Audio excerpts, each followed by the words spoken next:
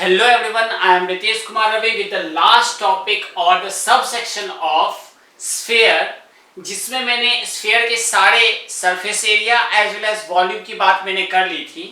बस एक sphere का स्पेशल केस बोलूं तो ये अगर मेरा एक sphere है तो ये तो टोटल sphere है, एक पूरा बॉल है, चाहे वो कॉस्को का बॉल हो या फिर कॉर्केट बॉल हो, राइट, या फिर आपका किसी भी प्रकार के एक प्रॉपर बॉल है, राइट। तो अगर मैं बात करूं इसकी, राइट, ये वाला बात, तो इसको मैं अगर आधा काट लूं, ये वाला सेक्शन में अगर हटा दूं तो ये जो मेरा शेप बचता है, ये वाला शेप से मैंने जो निकाला है, ये जो मेरा शेप बचता है इसे सेमी या हेमी, क्या सेमी या हेमी स्फीयर कहते हैं। मतलब क्या, सेमी मीन्स आधा, हाफ, बराबरी का हाफ, हेमी मतलब भी सेम होता है आधा, राइट, जिसका हिंदी मतलब होता है आधा। अब प्रश्न ये उठता है कि सर आप इसे अकेले क्यों पढ़ा रहे हो, क्योंकि मुझे एक बार और समराइज करना था कि what exactly the sphere was, right. Sphere क्या था? स्फीयर एक गोला था, एक ऐसा गोला जिसके अंदर सब कुछ मटेरियल भरा पड़ा है। तो एक तो मैंने बोला था कि प्लास्टिक का बॉल, और एक मैंने बोला था कॉर्केट, या फिर आप क्रिकेट बॉल अगर देखे हुए हो, या फुटबॉल समझ लो और क्रिकेट बॉल समझ लो। फुटबॉल था, उससे मैंने सरफेस एरिया निकाला था, और आप गौर से मैंने बोला था कि अगर इसके एरिया को मैं इस तरह से डिवाइड करूं बहुत सारे पार्ट में, तो एक मुझे इस तरह से कोन मिल रहा था। क्या मिल रहा था? कोन। अगर मैं इसको अच्छे से देखूं तो ये एक तरह से मेरा कोन हो जा रहा था, और कोन को मैं क्या जाता था 1/3। एक कोन का वॉल्यूम क्या होता था? वॉल्यूम ऑफ वन कोन क्या 1/3, और जो इस सिलेंडर का जो वॉल्यूम होता था उसका 1/3 होता था, याद है? बिल्कुल 1/3 पाई स्क्वायर h होता था। अब मैंने बोला था कि यहाँ पे रोबोट में बहुत सारे ऐसे पार्ट थे, तो ये तो मेरा बेस था ना। अगर मैं इसे और बाइफर्केट करके लिखूं तो it is 1/3 pi r square into h, ये मेरा बेस था।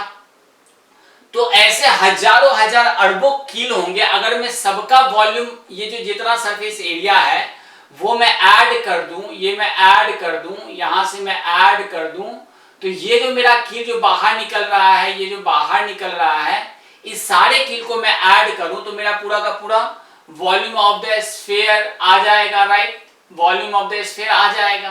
तो मैंने क्या किया था कि जब ये सरफेस एरिया को कैलकुलेट किया, मतलब फुटबॉल या बॉल के सरफेस एरिया को कैलकुलेट किया था, तो मेरा कितना आया था 4 पाई r स्क्वायर आया था ना। और जो h था मेरा वो क्या था? एक्चुअली मेरा रेडियस था, तो इंटू r, तो मेरा टोटल वॉल्यूम जो हुआ वो कितना हो गया था 4/3 पाई r क्यूब, ये याद है। और मैंने जब इसके सरफेस एरिया की बात उसके बाद की थी तो मैंने बोला था कि भाई इसके सरफेस एरिया को हम प्रैक्टिकली और थ्योरेटिकली दोनों वे से निकाल सकते हैं। कैसे निकाल सकते हैं? तो मैंने बोला था कि यहां से मैंने यहाँ एक पिन डाला और इसके ऊपर यहां से मैंने रस्सा लगाया, और उस रस्से को 1 बाय 1 चारों तरफ से घुमाना शुरू किया, और ये पूरा का पूरा एरिया मैंने बांध दिया। बांधा तो मुझे एक 4 जो है अलग अलग सेम रेडियस के जो सर्किल थे उसके सरफेस एरिया के बराबर आया था। तो मैंने बोला था इसका पूरा सरफेस एरिया 4 पाई स्क्वायर था, जैसे एक बॉल का, और जिसे मैंने यहाँ पे यूज भी किया था। इसे ज्योमेट्रिकली भी मैंने बताया था कि सपोज करो कि ये वाला मेरा एरिया एक सिलेंडर के अंदर आ जाता है, तो इसका जो सरफेस एरिया होगा, सिलेंडर का जो सरफेस एरिया होगा, वही सरफेस एरिया इस स्फीयर का भी होगा। तो मैंने बोला था कि ये क्या है? आपका h है सिलेंडर का, और यही h, ये r, ये इक्वल टू क्या है? 2r है। तो सिलेंडर का सरफेस एरिया क्या होता था? टोटल नहीं, लैटरल सरफेस एरिया क्या होता था? 2 पाई RH, और h का वैल्यू मेरा क्या है? 2 into pi r into 2r, तो ये भी 4 पाई r स्क्वायर हो गया था। तो देखो ये बस मैंने रिवाइज के लिए बोला था कि surface area of a sphere जो होता है 4 पाई r स्क्वायर होता है, चाहे प्रैक्टिकली ले लो या फिर ज्योमेट्रिकली प्रूफ करके देख लो, कोई दिक्कत नहीं। अब मैंने वॉल्यूम भी बता दिया कि भैया उसका जो वॉल्यूम होता है रोबोट मूवी में, अगर एक एक रोबो आप देखो गोली मार दो सबका पैर अंदर की तरफ और वो सब गन लेकर के थे।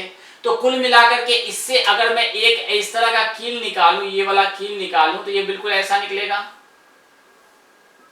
ये बिल्कुल ऐसा। तो इसका मैंने वॉल्यूम 1/3 πr²h, और जितने भी कील इससे निकलेंगे उस सबको मैं इसके सरफेस एरिया को मैं गुना कर दूं तो वो 4πr² होता है, जो मैंने यहां से ही निकाला था। तो कुल मिलाकर के 4/3 πr³ हो गया। ठीक है, अब सेमी या हेमी, तो कोई बात नहीं सर, आपने पूरे का पूरा इस पूरे का वॉल्यूम क्या बताया था, 4/3 πr³। तो आधे का क्या होगा 1/2, आधा कर देंगे इसको, तो ये कैंसिल ये कैंसिल। तो वॉल्यूम ऑफ सेमी स्फीयर क्या हो गया 2/3, पहले 4 था, 4 का मैंने कट किया हाफ से यहाँ पे, तो 2/3 πr³। ये तो सर बड़ा सिंपल था, इसके लिए आप अलग से क्यों पढ़ाए।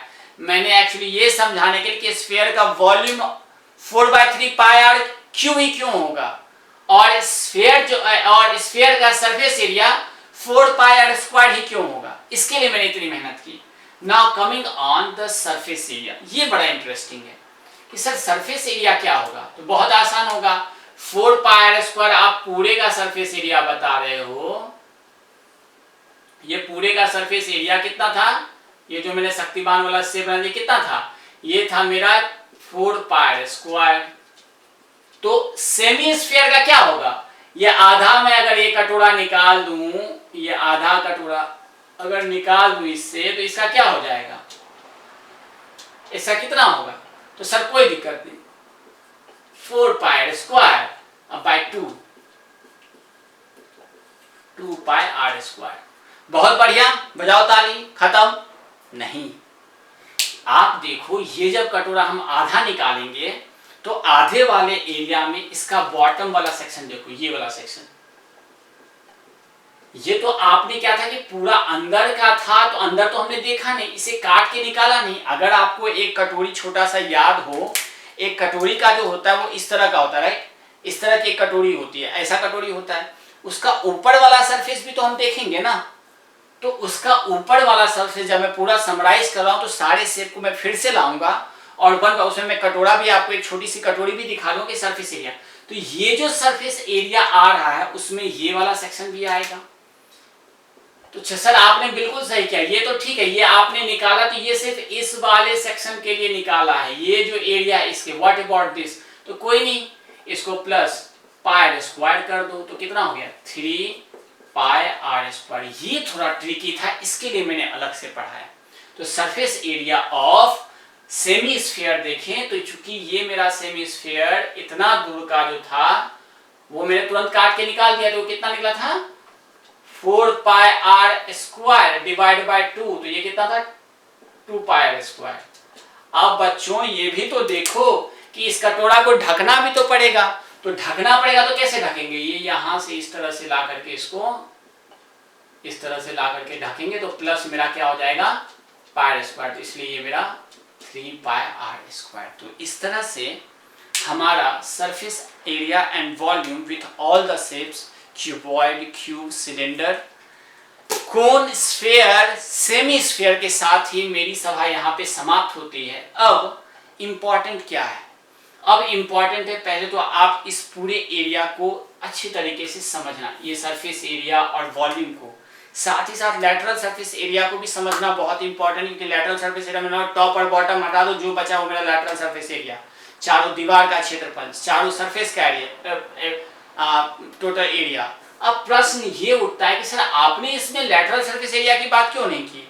अरे भैया इसमें टॉप और बॉटम कुछ होता है क्या, सर्कुलर किसी चीज का ना तो अंत शुरू होता है ना शुरुआत, ना आदि है ना अंत, ये है स्फीयर, ये है circular. That's why this shape is very important and understandability for our mathematics, right. तो ये बहुत कंसेप्चुअल और मैथमेटिकल इंपॉर्टेंट हो जाता है because of this particular kind of 2D shape, जिसमें ना तो स्टार्ट होता है ना एंड, और जहां हम स्टार्ट मान लेते हैं वही मेरा स्टार्ट होता है, और जहां हम वहां पे जाके खत्म करते हैं वही मेरा एंड हो जाता है।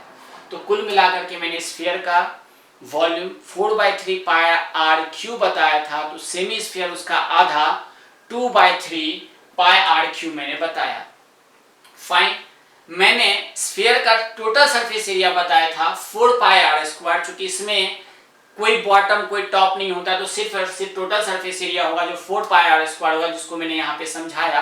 तो सेमी स्फीयर या हेमी स्फीयर का total surface area 2 pi r square होना चाहिए था, बट ऐसा नहीं होता क्योंकि कटोरा को फिर हम ऊपर से ढकते हैं, जिसकी वजह से एक और सर्कल की आवश्यकता होती है, एक और ढक्कन की आवश्यकता होती है, जिसका वैल्यू पाई आर स्क्वायर होता है। इसलिए टोटल मेरा 3 पाई आर स्क्वायर हो गया।